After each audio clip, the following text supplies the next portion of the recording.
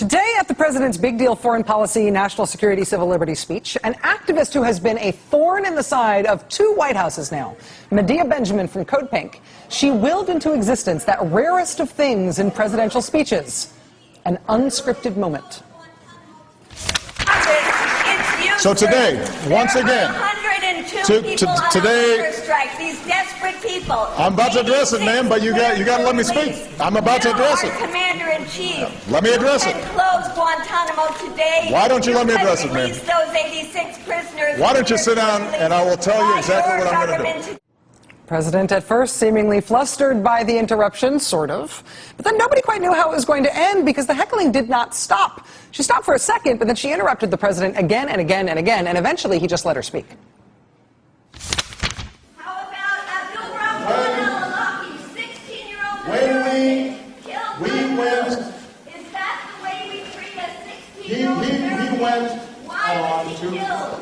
Can you tell we us went on. why Abdul Rahman al-Awlaki was killed? Can you tell Muslim people their lives are as precious as our lives? Can you take the drones out of the hands of the CIA? Can you stop the signature strikes and killing people on the basis of suspicious activities? We're addressing Will you that. apologize to the thousands of Muslims that you have killed? Will you compensate the innocent family victims?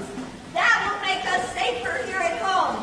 I love my country. I love the rule of law. The drones are making us less safe, and keeping people in indefinite detention in Guantanamo is making us less safe. Abide by the rule of law. You're a constitutional lawyer. All that while, this was the look on the president's face. Listening. Standing there listening at what is supposed to be his own speech. But the look of a maybe flustered president being heckled at extraordinary length We're addressing that, ma'am. eventually seemed to give way to something else. The voice of that woman is worth paying attention to. Obviously, I do not agree with much of what she said. And obviously she wasn't listening to me in much of what I said. But these are tough issues. And the suggestion that we can gloss over them is wrong.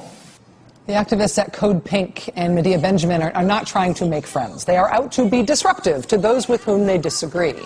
And the president today reacted in a way that was so surprising, in part, I think, because he thought he was saying something with which anti-war protesters would agree.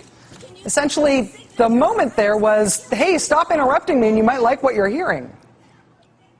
At least some of it, you might like what you're hearing. More ahead.